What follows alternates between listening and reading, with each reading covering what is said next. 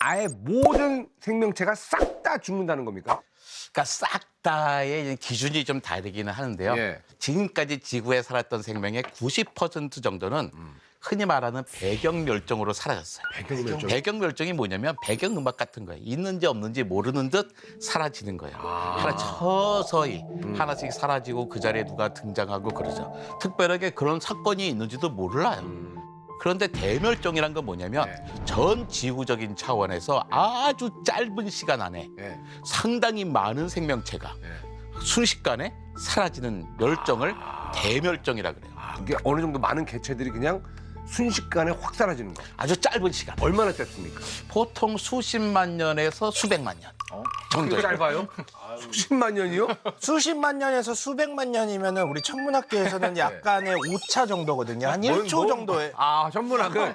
근데 인간이 수명이 그러니까 뭐 80살, 100살이라고 생각하면 네. 우리가 대멸종되고 있다라는 걸 인지도 못할 것 같은 너무 긴 시간인데요? 근데 진화의 스케일에서 봐도 생명의 역사가 한 40억 년으로 잡으니까 40억 년이니까요. 몇십만 년은 사실은 스케일이 진짜 크네요. 그럼 시간은 짧은 그렇다 시간이죠. 쳐도 그 대규모로 여럿이 죽는다는 거는 대충 어느 정도 비율이 죽어야 대멸종이라 할 수 있어요? 그러니까 전체적인 지구에서 한 분야가 아니라 한 지역이 아니라 육상이든 해상이든 네. 그 지구에서 아주 짧은 시간 안에 한 최소한 75% 정도의 생물종이 사라졌다. 75%요? 예, 그 정도를 절반 대멸종이라고 그러죠. 그러니까요. 그러면 거의 다 사라지는 거 아니에요? 75%면요. 네.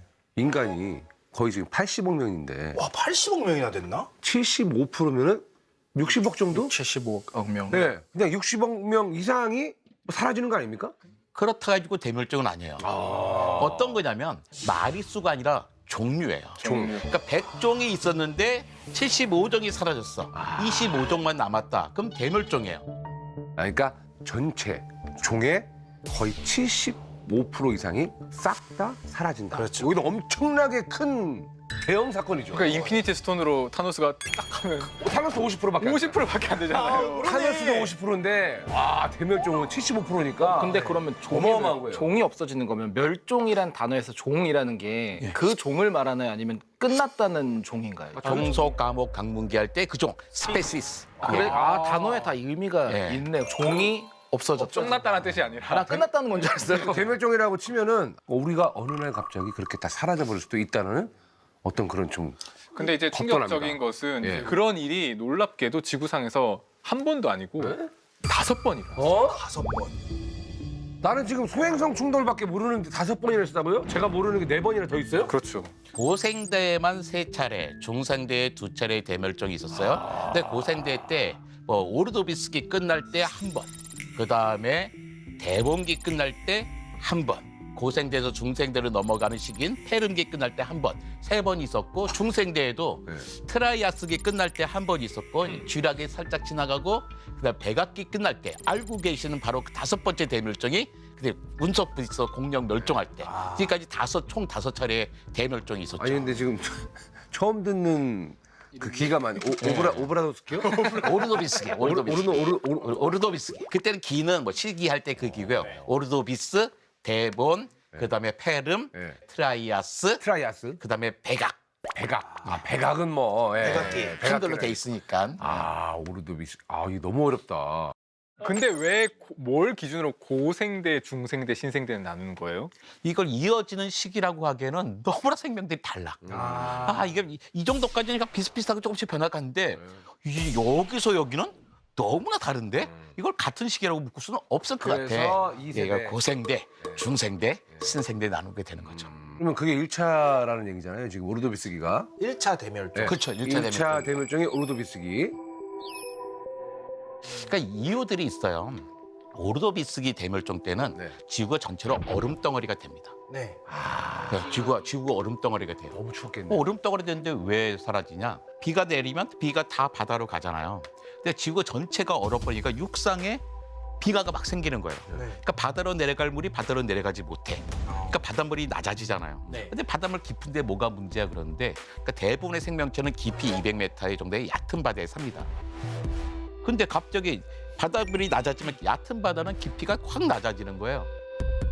자기 서식지가 줄어들 수밖에 없죠. 오르도비스기. 예. 첫 번째 오르도비스기는 얼음. 추워서. 추워서. 네. 그러니까 이게 첫 번째 대멸종이 오는 건데 도대체 그때는 왜 추워졌는데? 그러니까 지구에서 이산화탄소 농도가 줄어들기 시작합니다. 이 이산화탄소는 또 뭐야? 온실가스잖아. 이산화탄소 줄어드니까 추워지고 그 밑으로 이제 내려가는 거죠. 지금까지 대멸종은 다 대부분의 경우가 더워지면서 생기는데 네. 추워졌을 때 생길 때가 있어요. 이게 첫 번째 대멸종 때였고요. 두 번째 대멸종 때 대범기 때는 이미 육상에 생물들이 꽤 많이 생긴 거예요. 그때 이제 얼음이 이제 다 어느 정도 녹았겠죠. 그 시대가 한참 지났죠. 한참 지났대요. 육상에도 생물이 생기고 나무들도 많아. 양소리도 생기고 그럴 때였거든요. 그러니까 그럴 때쯤 되니까 육상에 식물들이 있단 말이에요. 이산화탄소 빨아들이죠. 근데 이산화탄소가 줄어드니까 온도는 또 낮아져. 그러니까 거기다가 풍화작용이 막 일어나는 거예요. 식물들이 막 자라니까. 그래서 왜 풍화작용이 나니까 어떻게 해요? 육상에서 해양으로 자꾸 뭔가 흘러내려가요. 뭐 토사들도 내려가고 이인이나 질소 같은 것도 막 내려가요. 그러니까 갑자기 바다에선 이전에 경험하지 못했던 부영양화가 일어나는 거죠. 부영양화가 일어나니까 뭐냐면 산소 강도가 급격하게 떨어져. 그러니까 생명체들가 살기 어려워지는 거예요. 쉽게 말하면 요즘 녹조 현상 같은 것들이 맞아, 비슷한 거예요. 네. 또 그때는 아주 복잡했는데요. 운석도 부딪히고 한쪽에 화산도 터지고 이러면서 여러 가지 일이 복합적으로 해서 이제 두 번째 대멸종이 일어납니다. 네. 대범기는 근데 그 과학자분들도 대범기는 좀 많이 헷갈려 하실 수도 있겠네요. 그렇죠. 정확하게 화산 같은 게 빵 하고 나온 것도 아니고 묘하니까요. 그러니까 묘한 증거들이 예. 막 산재되어 있어요. 예. 그러니까 우리 그런 거 싫어하죠.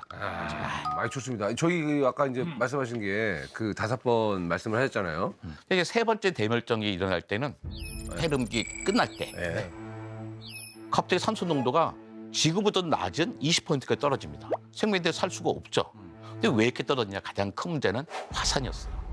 이때 정말 카오스였어요. 화산이요? 지금 저기 시베리아에 보면 시베리안 트랩이라 그래가지고 현무암 덩어리를 이야기해요.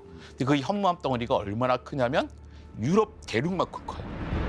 시베리아예요. 시베리아에 있는 트랩이요. 예, 현무암 덩어리가. 두께가 얇은 것은 400m, 두꺼운 것은 3km예요. 그러니까 도대체 얼마나 큰 화산이 터졌겠어요. 100만 년 동안 화산이 터집니다. 100만 년 동안 계속 터져요? 100만 년 동안 타다가 막 수십만 년 터지다 1, 2만 년 쉬고 수십만 년 터지다 1, 2만 년 쉬고 그래서 100만 년을 계속 되는 거예요.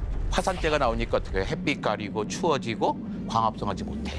그렇다면 화산재에서는 온갖 가스들이 나와요. 이산화황, 염소, 불소, 이산화탄소 나온단 말이에요. 다 산성 물질이에요. 산성 물질이 대기 중에 꽉 차니까 비가 내릴 때 어떻게 해요? 산성비가 내리죠. 해양도 산성화되고 토양도 산성화됩니다. 그럼 못 살죠. 이런 문제가 계속 겹치고 나니까 생명들이 살지 못하는 거예요. 그래서 그 당시 생명의 95%가 멸종하고 5%만 살아남아서 새로운 세대가 열린 게 바로 중생대죠. 95%요? 95%가 다 날아가 95%가요? 네. 싹 다 화산 때문에. 100종 가운데 95종은 한 마리도 살지 못하고 싹 다 죽어서 멸종하고 5종이 살아남았는데 온전히 살아남은 게 아니라 거의 다 죽었지만 멸종만 당하지 않은 상태예요. 야, 근데 그래도 멸종을 안 당한 게 진짜 대단하긴 한데 95%면 거의 끝났다고 봐야죠. 세상 끝났다. 그렇죠. 끝났는데 누군가 살아있잖아요. 빈 방이 많은 거야. 새로운 생태적 틈새, 빈 방이 있으니까 하나씩 옮겨가면서 또 새로운 생명체로 진화해 나가는 거죠.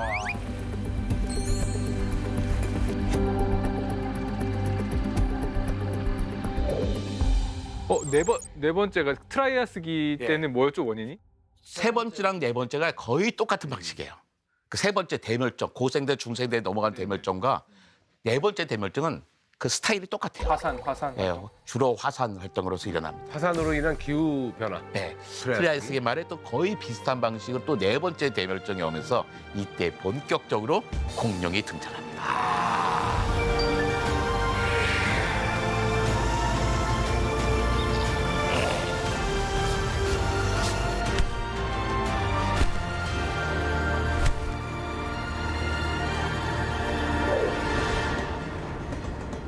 그다음에 다섯 번째 대멸종은 이제 공룡이 멸종하는 건데 6,600만 년 전에 또 운석이 지름 10km, 10km면요 한라산 높이 5배예요.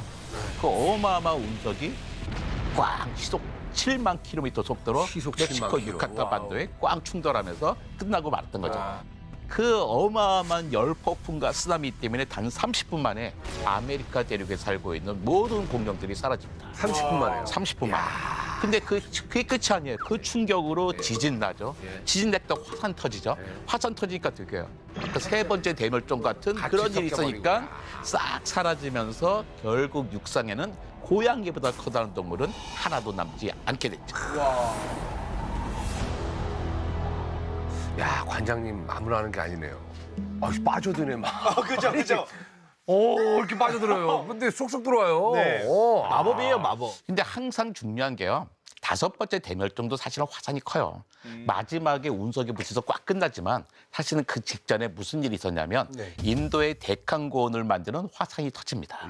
그래서 공룡량이 확 줄어들어요. 이만큼 있는 거예요. 터진 다음에도 다양성을 좀 더 유지하고 있었다면 그 운석에 끝장나지 않고 지금도 공룡이 살아남을 수 있어요. 그건 우리한테 안 좋은 일이죠. 이거 지금 공룡이랑 같이 주라기 월드 봐요.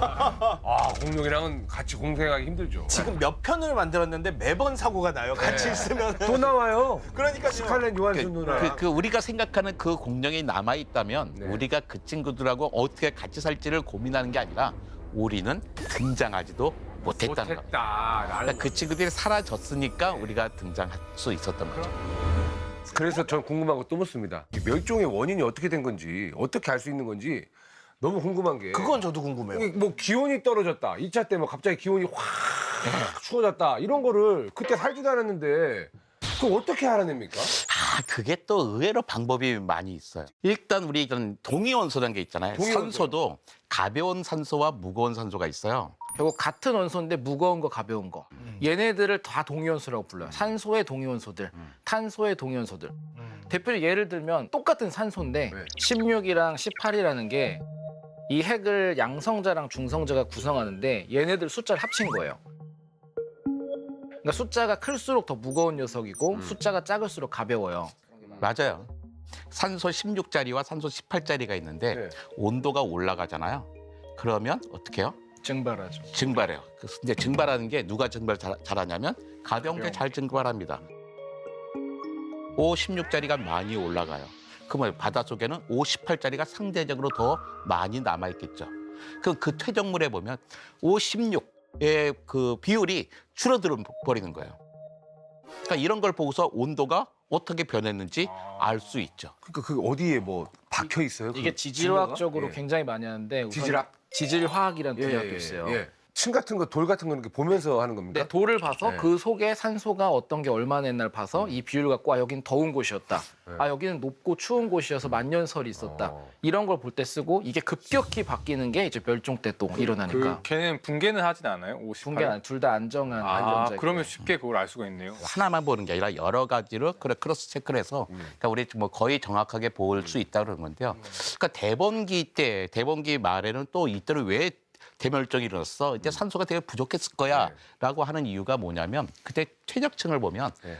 쉐일이라고 했거든요. 쉐일층이 뭐냐면 고은 진흙층이야. 진흙층. 근데 그때가 까만색이야. 예. 땅이 까만색. 산소가 부족할 때 까만 땅이 만들어지거든요. 왜 그래요? 그 요즘에 많이 보는 게 몰리브데넘이라는 금속이 있어요. 네. 얘는 산소가 부족하면 바다나 이런 데 있는 황이랑 만나가지고 우리가 황 두 개에 몰리브데넘이 붙은 그런 이황화 몰리브데넘 물질로 바뀌어요. 근데 얘가 까만색이거든요. 그래서 산소가 부족하면 얘네들이 점점 바다에서 쌓여가지고 까만 층이 나온다가 요즘 계속 발견이 되고 그러니까 있어요. 제가 궁금한 거는 지금 대봉기의 그 까만색 쉐일의 그 까만색을 만들 만큼 몰리브데넘이 그렇게 많은 원소인가요? 그 정도는 되죠. 공기 속에 있는 질소를 고정시켜서 영양소로 만드는 역할이 몰리브데넘이에요. 그래서 몰리브데넘 양이 많았나 적어졌나를 가지고 멸종이 오나 안 오나를 추론을 했더니 우리가 이제까지 말한 그 대멸종에서 한 100만 년 전부터 몰리브데넘이 감소를 시작해요. 그래서 이게 작용하던 게 없어지니까 질소도 못 쓰게 되고 다른 문제가 돼서 다 쌓여버리는 거예요. 질소 고정. 질소 고정 지금도 몰리브데넘이 하고 있어요. 제일 중요한 원소로 쓰는. 자, 그러면 5차 대멸종의 원인을 그러면 이거는 이제 뭘로 찾는 거예요? 또 이것도 지질로 보는 겁니까? 제가 학교에 다닐 때는요, 거기에 대한 이론이 100가지도 넘었어요. 뭐에 관한 이론이 100가지도 넘다는 뜻은 뭐예요? 쓸만한 이론이 하나도 없다는 거였죠. 복잡하다. 별의별 게 다 있었어요. 공룡들이 미쳤어요. 공룡에서 상사병에 빠졌어요. 일단 두 가지가 있는데 네. 하나는 완전히 화석이 달라져요. 예. 멸종한 생명체 어떻게 아래층에는 화석이 나오는데 딱 그 다음 층 딱 안 나와. 네. 한 마리도 안 나와. 이건 멸종한 거야. 아, 그러니까 항상 대멸종 때의 가장 큰 증거였고 또 5번째는 그 우리가 한 6,600만 년쯤 전일 거야라고 생각했던 그 층에 아주 얇은 층에 전 지구적으로 이리듐이라고 하는 원소가 왕창 발견됩니다. 이리듐은 지구에 거의 없는 원소예요. 근데 주로 어디 있어? 운석에 있는 거란 말이야. 소행성에는 꽤 흔한 원소예요. 소행성이 많으니까 이게 뭔가 그냥 꽝 부딪혔다는 거죠. 헷갈렸구나. 근데 그게 그냥 전 지구적으로 펼쳐졌으니까 이때 이 증거가 그냥 명확해진 거죠. 홈 같은 게 이렇게 발견된 거예요? 큰 그 칙술롭이라고 하는 칙술롭의 분화구가 위성이랑 이런 거를 통해서 확인이 된 거죠. 아 위성을 써서 확인했어요. 거의 아예 파여 있어요. 날아가가지고 바다처럼 물이야. 물로 파여 있어요. 그거 한 그래서 방으로 100개 그 이론이 싹 다 정리가 됐네요. 정리됐죠. 근데 아직도 한 0.01% 사람들은 안 믿어요? 다른 이야기 합니다. 근데 항상 그래. 그런 건 괜찮아요. 그러니까 니네가 봤어 하는 건데 본 사람 없죠. 하지만 우리는 충분히 논리적으로 설명할 수 있는 거예요. 근데 만약에 다른 논리가 나온다면 꽤 더 근사한다면 우리는 생각을 바꿀 수 있죠. 하지만 적어도 지금까지는 이게 너무나 명확한 증거라고 방식이라고 알 수 있습니다. 저는 어렸을 때부터 이게 궁금했어요. 그러니까 소행성인데 지름 아까 10km짜리라고 그랬잖아요. 10km. 전 지구의 모든 것들을 다 그냥 작살낼 정도인가? 라는 그런 의문들을 좀 갖기는 했었어요. 근데 그 큰 게 10km짜리가 총알보다 더 빠른 속도 속도로 때문에 그런 거죠. 네, 질량하고 속도를 곱한 걸 우리가 운동량, 다시 말해서 충격량이라고 할 수가 있어요. 그럼 그 10km짜리라도 그냥 7만 킬로도 저는 좀 비현실적으로 느껴지는 게 네. 아니 어떻게 7만 킬로짜리 소행성이 돌아다니냐고요, 우주에. 있죠. 아니 300km, 200km 이런 것도 게임하다 보면 엄청 빠른데 7만 킬로면은 천문학자들에게 그 정도는 본 적 있어요? 그 7만 킬로 행성 움직이는 거 이런 거요? 그걸 본는 게 아니고 지금도 움직이는 천체 움직이는 속도들은 얼마나 빠르게 우리 지구가 태양을 공전하는 속도가 어느 정도 돼요? 초속 30km. 네. 초속 그러니까 이게 참 현실과 그다음에 태양이 도는 거 있죠. 태양이 우리 은하 중심을 도는 건요. 초속 220km. 그렇죠. 제가 이런 크기에 대한 폭발 이런 걸 항상 많이 찾아보곤 하는데 보통 한 30-40m짜리가 원자폭탄 한 500개 정도라고 하고요. 100m짜리면 대도시가 증발을 해요. 그냥. 그 100m짜리 우리 집 100m 달리기 할 때 그 100m짜리 100m면 뭐 거의 뉴욕 이런 게 그냥 아무것도 안 나고 증발할 정도. 당연히 영향도 있고. 쓰나미 확 화산 활동이 화산 활동이라든지 건드리고. 지구라든지 지구의 여러 가지 활동들을 하기 때문에 그 떨어졌을 때 충격보다는 그 부수적인 효과들로도 또 많이 나타나죠. 하루하루 감사합니다. 네. 네, 감사하는 마음으로 살겠습니다. 그러니까 그 어렸을 때 아마게돈 딥 임팩트 그런 영화 보면서 악몽 많이 꿨어요. 그러니까요. 저도 그때 저도 재난 영화 지금도 보면 솔직히 두렵습니다. 만약에 그러면 다시 소행성이 온다고 쳐요, 우리 지구로. 네. 그러면 7만 킬로의 속도는 몇 킬로 이내가 안전합니까? 그나마. 무슨 소리? 소행성 크기 자체가. 크기가. 안전한 거는 없어요. 그러니까 그래도 다 멸종이 안 될 것 같다. 지구 반대편에 떨어지면 그래도 리밋이죠, 난 리밋. 산다. 리밋. 최근에 떨어졌던 얘가 있잖아요. 네. 첼리압 2013년도에 네. 첼리아빈스키 운석이라는 게 떨어졌어요. 하나 그 떨어졌어요? 블랙박스에도 찍히고 예, 봤습니다. 뻥 하고 터지면서 떨어졌는데 그 운석의 크기가 한 15m? 15m 내외였거든요. 근데 그거보다 더 큰 2024 YR4라는 게 지금 솔직히 말하면은 오고 있습니다. 지구로 오고 있습니다. 그리고 40m에서 100m 크기. 40m짜리면은 최소 40m. 부딪힐 확률이 있어요? 지금 현재 기준으로는 3%가 넘고 있어요. 진짜로요? 네. 뭐 데프콘 발령해야 되는 거 아니에요? 아니야. 야사에서 이제 출동해야죠. 브루셀리스. 지구방에서. 근데 지금은 이 소행성이 우리 지구로부터 점점 멀어지고 있는 단계여서 2028년도에 다시 한번 돌아온다고 그러거든요. 궤도가 4년 주기여가지고 아마 제가 장담하는데 떨어질 거예요. 갑자기 떨어진다는 게 무슨 그러니까 그 확률이 충돌을 할 수 있는 지구에 확률이 떨어진다고. 이분이 지금 좀 불안이 있으시잖아요. 항상. 맞아, 불안이 있어요. 그리고 이게 무섭긴 합니다. 그러니까 우리도 어떻게 보면 이 DNA 자체가 이런 멸종이라든가 재해라든가 이런 것 때문에 사라질까봐 늘 두려움에 떨고 있는 존재들이 아닌가. 그렇죠. 나는 그런 생각을 해요. 오케이, 좋습니다.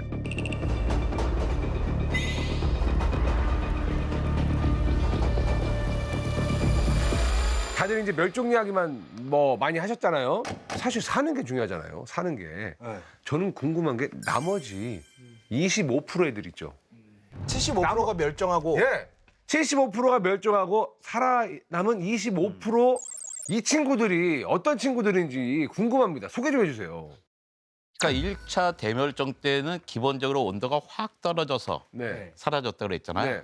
그러면 그때 어떤 동물들이 살아남았을까요? 그러니까 추위에 강한 애들 아닙니까? 조그만한 애들. 벌레? 또 우리 벌레는 저 육상에 사는 동물이잖아요. 네. 이 육상에는 아예 아무도 안 살고 있었어요. 바다 네, 그런 바다에 쪽인데 살고만 깊은 데 사는 있었는데 애들. 일단 항상 중요한 건 뭐냐면 작은 애들이 살아남아요. 무조건 작은 애들. 그러니까 칼로리 대멸종 소모가 때는 작은 애들이 살아남아. 왜? 조금만 먹어도 되니까. 그러니까요. 소식하는. 먹을 때 별로 없을 텐데. 근데 그 당시에 1차 대멸종 때 살아남은 동물 대표적인 게 완종류하고 뭐 갑주어 같은 동물이에요. 갑주어? 갑주어는 이제 갑주어는 좀 가보시는 거예요? 어른데 왜 이렇게 약간 외골격에 있는 단단한 동물들이 있었어요. 그 다음에 신진 대사가 물질 대사가 추운 곳에서 조금만 먹고도 잘 버틸 수 있는 우연히 자기가 그런 장점이 있었어요. 완족은 연체 동물 아니에요? 이 완족은 그냥 생긴 건 조개처럼 생겼어. 우리 웬만해서 이게 조개인지 완종인지 구분 다 못하게 된 건데 그거 뭐냐 단단한 석회질 껍데기로 보존돼 있어서 이거 환경을 잘 버텼던 거고. 보호대가 있었네요. 그러니까. 네, 그런 애들이 주로 예. 살아남게 됐습니다. 1차 때요. 1차 때. 추운 데서 살아남은 애들은 완종류하고 갑주어. 갑옷 있는 애들, 뚜껑 있는 애들. 예. 2차 대멸종 때는요. 살아남은 친구들이요. 산소가 사라졌다고 말씀해 산소가 주셨잖아요. 줄었는데 페어라는 물고기. 폐요? 예, 페어. 허파가 있는 물고기 있어요. 아, 들어본 것 같아요. 네. 폐요. 고기가 폐가 있었어요? 그러니까 허파 비슷해가지고 다리도 비슷한 것도 있고 뭐 이렇게 육상으로 올라오는 중간 단계쯤 되는 어류가 있는데 걔는 결국에 육상으로 올라오지 못하고 여전히 바다에 살고 있어요. 그러니까 고생대 때 살았던 그 페어 그 모습이 그대로 여기 있는 거예요. 회업을 하면서 그래도 좀 적응을 할 수 있었다. 뭔가 또 다른 장치를 가졌던 친구들인 거죠. 그러니까 이게 딱 자기가 갖고 있는 장치가 지금의 위기에 적응할 수 있는 장치였던 거지. 주류 어류 중에 살아남은 거는 사실 상어예요. 상어는 네 차례의 대멸종을 2차, 3차, 4차, 5차 네 차례의 대멸종을 견뎌내서 아직도 있잖아요. 물론 그 당시에 살았던 상어가 지금 지금의 살고 있는 건 상어하고 다르겠죠. 아니야. 하지만 상어류들이 계속 살아남을 수 있던 이유가 뭐냐면 상어는 되게 유연해요. 서식지나 먹이나 이런 데 있어서 고집 피우지 않아. 적응성이 있는 거예요. 있는 거 먹고 있는 거 먹고. 주어진 환경에 잘 살고 네. 보통 보면 그 오래 살아남는 대멸종을 살아남는 보면 편식하지 않아요. 어린이 여러분, 편식이 그렇게 나쁜 겁니다. 당근과 콩을 먹여야겠다. 세 번째, 네 번째 대멸종도 이제 좀 선생님. 세 번째 대멸종 때는 정말 95% 생명체가 멸종했잖아요. 그렇죠. 근데 그때 살아남은 동물들이 일단 곤충들이 많이 살아남았어요. 곤충이요. 작으니까. 작으니까 어디에 숨어 살기도 좋고 그다음에 또 악어류들, 악어요. 악어류들이 좀 이렇게 살아남고요. 1차 때도 보통 보면 그래도 갑옷이 있고 단단한 애들이 맞아요. 살아남잖아요. 그런 게 약간 좀 뭔가 공통점이 좀 어느 정도 생기는 것 같아요. 그러니까 가장 중요한 공통점은 조그만 놈들이에요. 조그만 놈들. 조그만 먹어도 애들. 되는 애들. 아까 그 갑주어는 1차 때 살아남은 애는 단단하잖아요. 얘도 3차 때도 살아남나요? 아니요. 그 전에 죽어요, 이미. 네, 그 전에 일찍 사라집니다. 왜냐면 그 전에 이 갑주어는 뭔가 이제 운동성이 좋지가 않아. 근데 좀 더 유연한 물고기들만 등장하는 거예요. 먹어야 될 먹이는 똑같은데 갑주어보다 이 친구들이 더 잘 먹어. 그러니까 어때? 식량 활동을 못하니까 점점 작아지고 개체 수는 줄어들고 알을 많이 못 나니까 그렇겠네요. 짝짓기 못하고 사라지게 하는 거죠. 더 센 애들이 갑자기 이제 등장하니까. 주로 경쟁자들이 등장하는 거예요. 그러니까 왜 보통 90% 생명들은 배경 멸종으로 사라진다고 했잖아요. 배경 아주 작은 차이. 다른 생명들은 이게 차이인지도 몰라. 근데 왜 사라지냐? 경쟁자들이 주로 등장하는 거예요. 그러니까 이 자리도 마찬가지죠. 뭐 세 분이 계속 고정으로 계신데 누군가 고정하고 싶어. 세 분 중에 누가 한 분이 나가셔야 되는 거예요. 그래야 또 새로운 사람이 생길 수 있잖아요. 왜 좀 위협적인 말씀이에요? 여기 맞는 말이죠. 그게 경쟁이고 서바이벌이죠. 예, 그렇죠. 다들 대멸종이 오면 살아남을 수 있습니까? 지금 뭐 갑옷도 없고. 네. 어떠실 것 같으세요? 벙커라는 게 있잖아요. 아, 벙커요? 네. 아니. 벙커가 뭐 살았어요? 아니 저 이제 불편하십니까? 생각 중이에요. 왜냐면은 저번에 디스토피아 하고 많은 조언을 아, 주더라고요. 지금 땅 보러 다니는 거예요? 땅 보러 다니고 있어요. 아 근데 진짜 농담이 아니라 인서울에서 벙커 만들기 쉽지 않을 걸? 아 농담이 아니라 네. 스위스에서 제가 살았잖아요. 네. 걔네들은 진짜로 있죠. 벙커를 가지고 있어요. 그렇게 철문 이만큼 네. 두꺼운 철문 이렇게 열어서 들어가면요 거기에다가 부엌을 만들어 놓은 사람도 많아요. 이게 벙커니 이게 다 소용없는 일인 게 그러니까 멸종이란 건 뭐예요? 예. 그러니까 일단 이 상태에 나는 살아남을 수 있어. 네. 물론 내가 80살, 100살 살다 죽을 수 있을 거예요. 하지만 뭐예요? 내가 벙커에 들어서 새롭게 짝짓기해서 내 후손들을 남기고 내 유전자를 퍼뜨리는 게 아니잖아요. 결국에 멸종이라는 건 뭐냐면 어떤 개체가 사라지는 게 아니라 종이 사라지는 거잖아요. 아, 그렇죠. 나는 조금 버틸 수 있어. 근데 딱 나가봤더니 내가 짝지어서 새롭게 개체를 만들 수 있는 대상이 없어. 네, 어차피 개체가 사라지면 네. 끝이다. 우리 보러 다니는 땅은 다른 쪽에 활용을 해보는 걸로 하시죠. 그러니까 지난 5차례 대멸종을 보면 또 일정한 패턴이 있는데요. 예. 그 당시 최고 포식자는 반드시 멸종했어요. 아, 그럼 우리는 무조건 멸종이네요. 근데 상어는 최고 포식자잖아요 해양 생태계에서. 범거래가 좋죠. 범거래 있잖아요. 그렇지 않았어요. 예. 상어 지금 우리 백상아리만 생각하지 뭐 딴 상어들이 최고 포식자인가요? 네, 그러니까 우리는 죽어도 우리는 멸종이 돼도 곤충들은 끝까지 살아남. 그러면 승자는 역시나 갈로아네. 아, 갈로아는 왜 승자한 거예요? 갈로아가 곤충이 아닌데. 아니, 곤충을 먹어서 살 수 있는 거 아니에요? 곤충을 사랑하는 사람이니까. 예, 그 마음이 최종 승자가 아닐까요? 네, 대멸종 오면 저는 가고 예. 초파리나 꼬마 선충 살아남고 그럴 것 같아요. 아, 그래도 애들은 기억하겠죠. 저를요? 예. 뭘로요? 학살자로? 본인 힘으로 학살자라고 막 이렇게. 이해해. 원장님 그러면은 궁금한 게 있는데 뭐 수십만 년에서 수백만 년까지에 걸쳐서 멸종이 일어난다고 그랬잖아요. 오차 같은 경우에는 좀 다르잖아요. 그게 소행성. 소행성이 와서 때렸으니까 그러면은 그 시기는 좀 빠르지 않았을까요? 멸종했던 시기는? 근데 이제 짧긴 했지만요. 그래도 몇만 년 단위예요. 그래도 몇만 년 단위입니다. 왜냐하면 생명체들이 만만찮아요. 어떻게든 살아남으려고 애를 씁니다. 6번째 대멸종 때도 나는 그럴 거라 생각해요. 여섯 번째 대멸종이 올 거라고 생각하세요? 6번째 대멸종 벌써 시작했죠. 네, 대멸종이 여섯 번째 시작됐다고요? 대멸종이 지금 시작이 됐다고요? 네, 저는 6번째 대멸종을 1950년에 시작했다고 생각하고 무슨 있습니다. 말씀이세요? 그러니까- 50년 전에 이미요? 예, 이미 시작됐죠. 우린 다 대멸종기에 태어난 거예요. 멸종기에 태어난 사람들이라고 우리가요? 하지만 저희는 너무 번성하고 있는데요. 근데 그게 보면요, 최근에 멸종되는 속도가 급격히 빨라지고 있어요. 그러니까 이 6번째 대멸종, 또 요즘은 인류세라고 이야기하잖아요. 인류세. 왜 이름에 인류가 붙죠? 5차례 대멸종과 달리 6번째 대멸종은 인류 때문에 일어나고 있는 멸종이야. 그래서 인류세라는 이름을 붙인 거였어요. 근데 문제는 뭐냐면 이건 누가 정해야 돼? 지질학자들이 정해야 되거든요. 아, 그렇죠. 지층에 무슨 차이가 있어야 되는데 그때 특별하게 뭐 차이가 없는 거예요. 그래서 찾아낸 게 한 1945년, 1950년이에요. 그러니까 1945년부터 뭐예요? 핵실험을 엄청나게 많이 하잖아요. 맞습니다. 맞네요. 멸종이 시작됐네요. 그 1950년 지층부터 보면요. 예. 전 지구에서 방사선이 검출돼요. 하도 핵실험을 그 전까지는 방사선이 그렇게 많이 자연 방사선밖에 없었죠. 그 당시에. 자연밖에 없었는데. 인간이 만들어낸 방사성 물질이 그때 처음 생겨나가지고. 예. 또 확실히 보이는 게 뭐냐면 플라스틱, 그다음에 콘크리트 이런 게 엄청나게 많이 쌓여있는 거예요. 항상 이럴 때마다 생물학적인 특징도 있어요. 그렇죠. 그렇죠. 뭐 우리 고생대, 중생대 암모나이트 하듯이 외계인이 와서 보더라도 어떻게 뭐가 확 튀어나와야 되잖아요. 네. 그게 뭘까요? 맞습니다. 닭이에요. 닭이요? 닭이요. 왜요? 닭뼈요? 갑자기 닭이요? 네. 갑자기 전 세계 모든 땅에서 닭뼈가 나오기 시작해요. 예전에는 그게 뭐 사이나 와야 잡는 거였어요. 근데 지금 우리 닭 먹다가 남겨놨잖아요, 지금. 와, 그냥 진짜. 집으라면 언제든지 먹을 수 있어요. 언제 먹습니까? 한국 사람이 1년에 프라이드 치킨을 몇 마리나 먹을 것 같아요? 한 50마리 먹나요? 한국인이 먹는 프라이드 치킨이요, 1년에 10억 마리. 10억 마리요? 우리만요. 한국 사람 한국 사람이 10억 마리 많은 것 같지만 10억 나누기 5천만 해봐요. 20마리밖에 안 돼요. 여러분 가슴에 손 얹고 생각해봐요. 내가 과연 20마리만 먹나? 훨씬 많이 먹죠. 왜 5천만 명 안에는 이빨이 안 난 갓난애부터 이빨 다 빠지신 할아버지도 있고 채식주의다 스님도 있잖아요. 죄송해, 죄짓네. 고해성사를 죄지었네, 죄지어서 내 돈 주고 죄지었네. 제가 2023년에 76마리를 먹었대요. 진짜요? 근데 지금 얘기가 그냥 닭을 많이 먹어 지층에 닭이 나왔다지 이거 먹었다고 우리가 멸종을 일으킨 건 아니잖아요. 그렇죠. 예, 아주 중요한 또 지적을 해주셨습니다. 근데 왜 갑자기 닭을 집으셨어요? 왜 닭이 중요하냐면 그 인류세의 특징이라는 거예요.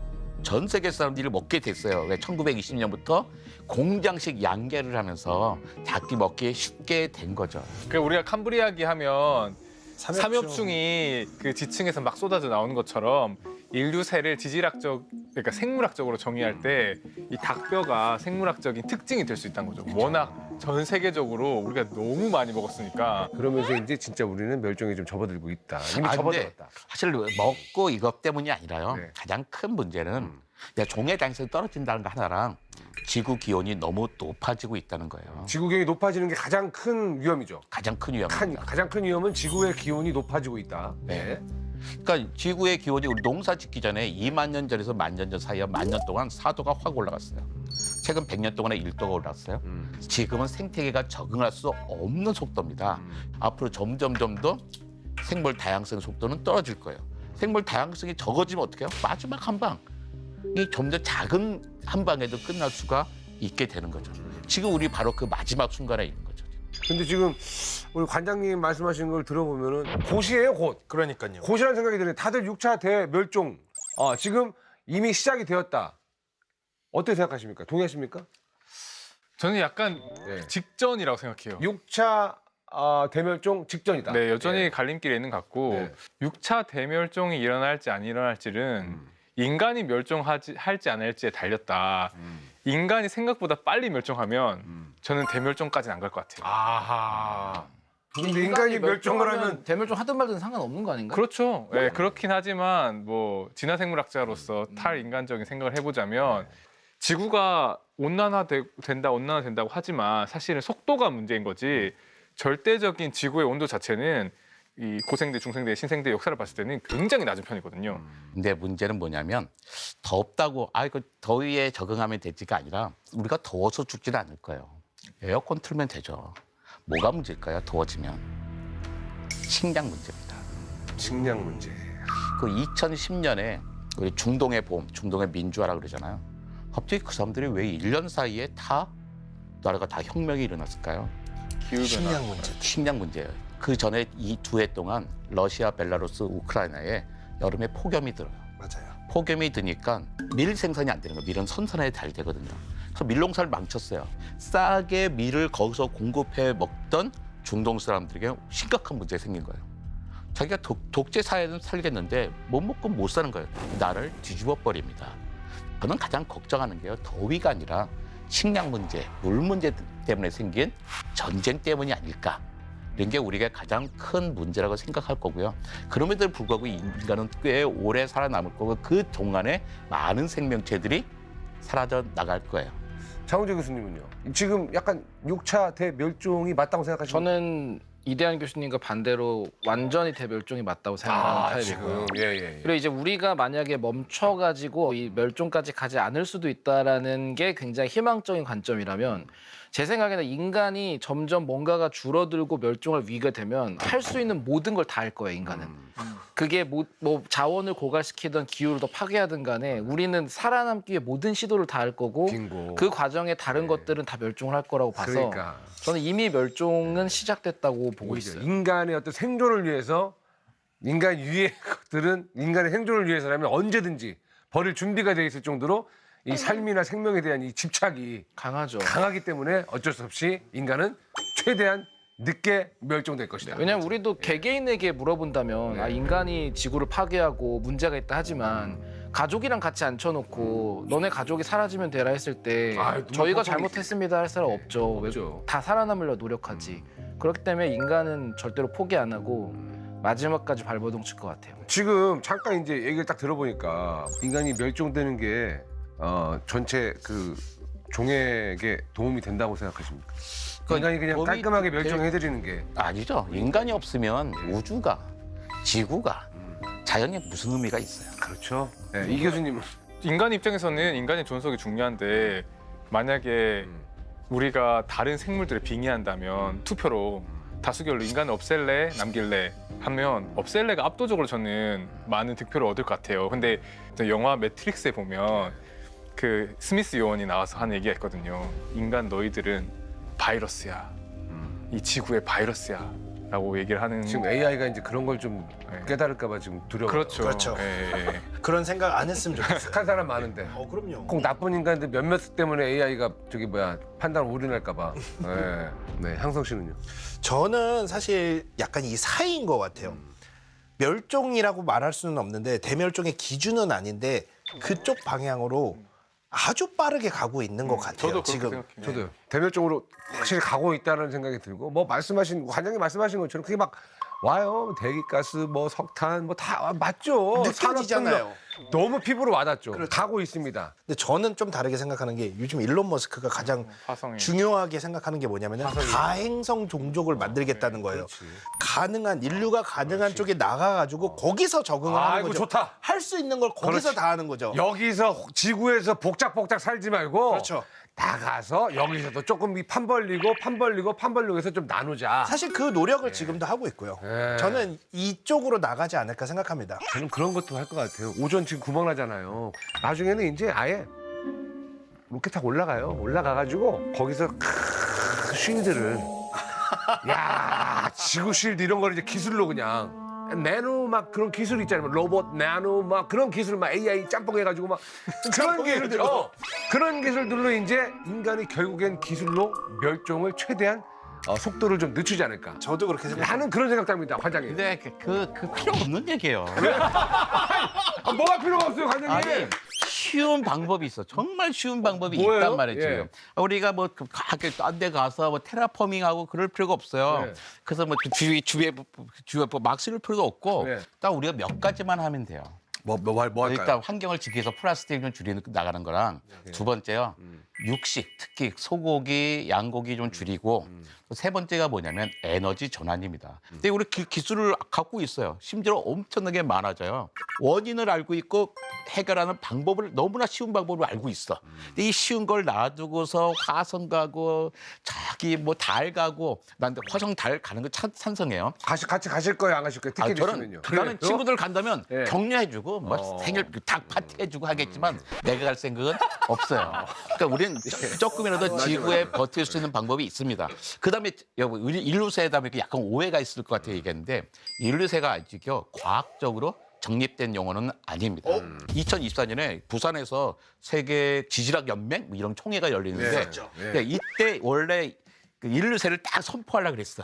그런데 바로 전에 그 과학 지질학자들이 야 이건 아직까지는 좀 더 봐야 되는 거다. 너무 지질학적인 게 아닌 것 같고 물론 이 심각성은 알겠어. 심각성 아니니까 인류세라고 딱 얘기해서 사람들로 하여금 각성시키는 건 중요하지만 그래도 지질학에서 볼 때는 아직까지는 이렇게 확정짓기는 어려운 것 같아. 라는 게 지금까지의 결과입니다. 초반에 겁을 너무 많이 주셔가지고 막 죄책감 느끼면서 그죠? 하지만 아직 인류세도 확정은 아니다. 라는 걱정은 말씀이시고. 아니다. 하지만 다들 대학- 이야기하고 있다. 그렇죠. 그리고 대안은 있다.